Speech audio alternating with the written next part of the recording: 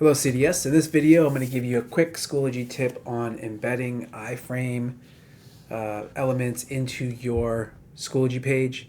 Essentially, an iframe is almost a web page element that can be embedded into another web page. So it's good for interactive elements. So I'm going to show you what that would look like. So here, if I go over to Genially, I am going to go ahead and pick an interactive image. So this could be something I would have created on the site. I'm just going to pull this one up here on Banff National Park. So you can see it's an interactive image, has all the interactive elements. What I want to do is I want to share this and basically embed this directly into my Schoology page. I could create a link and have students click on a hyperlink to get outside of Schoology and look at it there, but it just provides for a cleaner experience if I can embed this directly. So I'm going to go ahead and click the share button, and instead of the link, I'm going to choose the insert. And so certain things that you use, certain tools, will have an iframe option for you. So I'm going to go ahead and select copy the iframe code. So now that I have that, if I go back to Schoology, what I want to do is I want to create a page, and I'm going to call it Banff Park.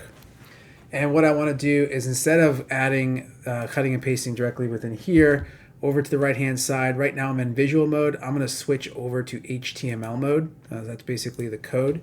So I'm going to go ahead and paste in my coding for that. Now this code does have a percentage for width, so I will have to probably adjust the image once it's in, and I'll show you how to do that as well. So I'm going to go ahead and select this, and right now it's going to pop up on a new page, which is fine by me, but you can also choose to show it inline, meaning directly on the page as it's going in instead of having to click on it. I'll show you what that looks like too, but I'm going to go ahead and create this. And what it's doing now is when I go into it, I want to next select edit, and you can see here the image is just a tiny line because it didn't have a specific size. It just showed 100%. So what I need to do now is I just need to drag this to a size that works for me, and I can adjust this as much as I need to. So I'm going to go ahead and save the changes here. So now when a student or yourself clicks on the page, it's going to pull up that interactive element directly within Schoology. So there's no need to go ahead and link outside of Schoology. You can basically work on this page directly as if it were an outside page. So you can see it's embedded there. If I also wanted this page to show up in the feed without clicking on it, I can also choose, excuse me, to display on a new page. So I'm going to go ahead and select that there. And now what that's going to do is switch it over to display inline.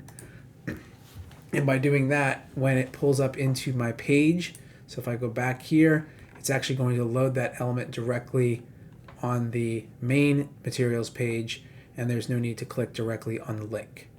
So that's going to be how you choose to do that. But either way, when I click on this, it loads that interactive element directly into Schoology, and allows me to have my students work here as opposed to going outside of a link. Thank you.